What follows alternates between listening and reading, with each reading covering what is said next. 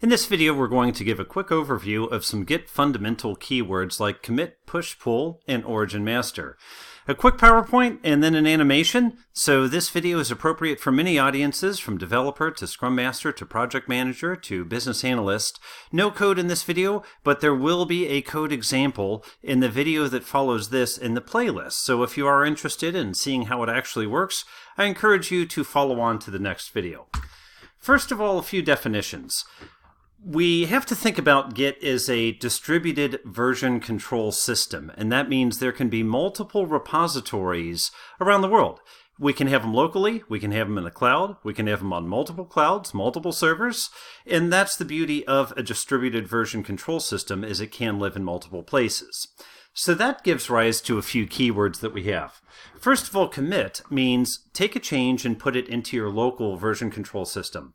Push says take the things from your local version control system and move them to a remote version control system. And when I say version control system, there are many examples. We tend to think Git many times. There's also Mercurial and several others, but Git is, just pretend where I'm saying Git if that's the version control system that you're using, and Mercurial if you're using that or something else. So pull means get from the remote system and bring it into the local system, and that's almost always followed by an update, which means, okay, now update my local repository so that I can see these changes. Now all of that is pretty easy to master at a fundamental level. One thing that confused me for a long time is you'll often have a command like git push origin master, and I understand the git push, but for the longest time I didn't understand the origin master.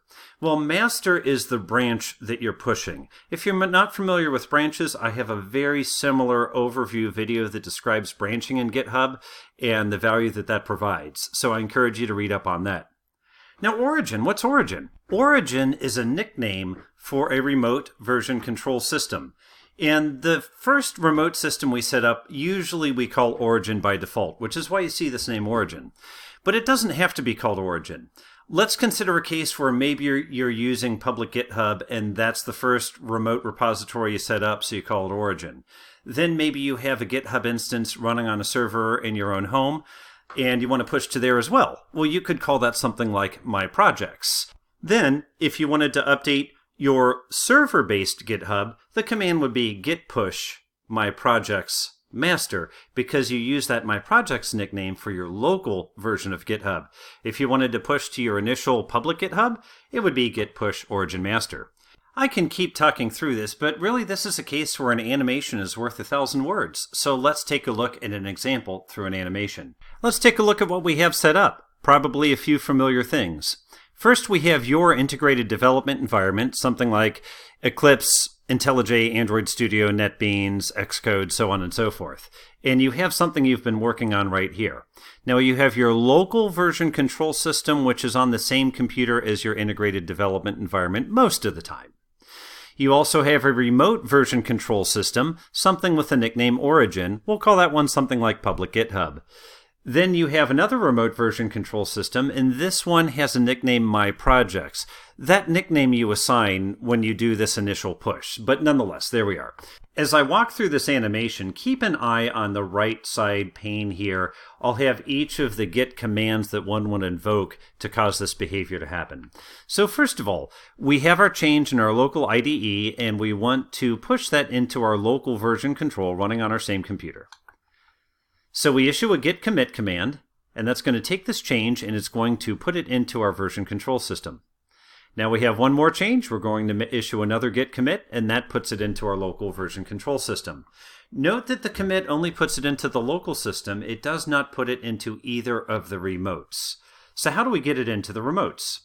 Well, for this, we're going to issue a git push origin master. And remember what that means. That means take the master branch and push that to the remote version control system with the nickname origin.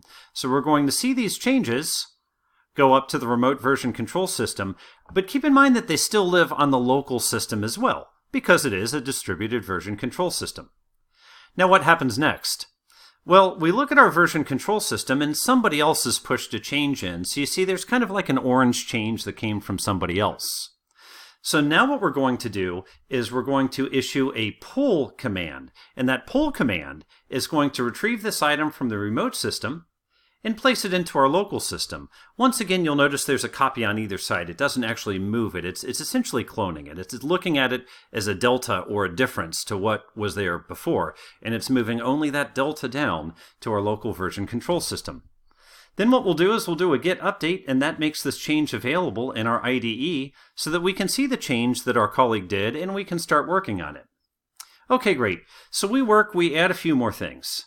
And guess what? We want to commit this. So we take this and we commit it. Now at this point we have several commits in our local version control system, and while we like having a lot of things synchronized on public GitHub, maybe we have another version control system locally, the one on our local server, called My Projects. Now let's say we want to take these changes and we want to put them into the My Projects version control system. For that we issue the command git push My Projects master. And what happens then? All of these changes go up, and they're now also in the remote version control system called My Projects. So you see that this distributed concept means that we can have these changes, we can have these deltas in multiple places, and the commands git commit, pull, update, push, these are the different commands that we need to synchronize these different repositories. So I hope this has been a helpful overview on what git push, pull, commit, origin master, what all of those words mean. Once again, I encourage you to stay tuned for the next video in the playlist if you'd like to see it actually work in code. Thank you.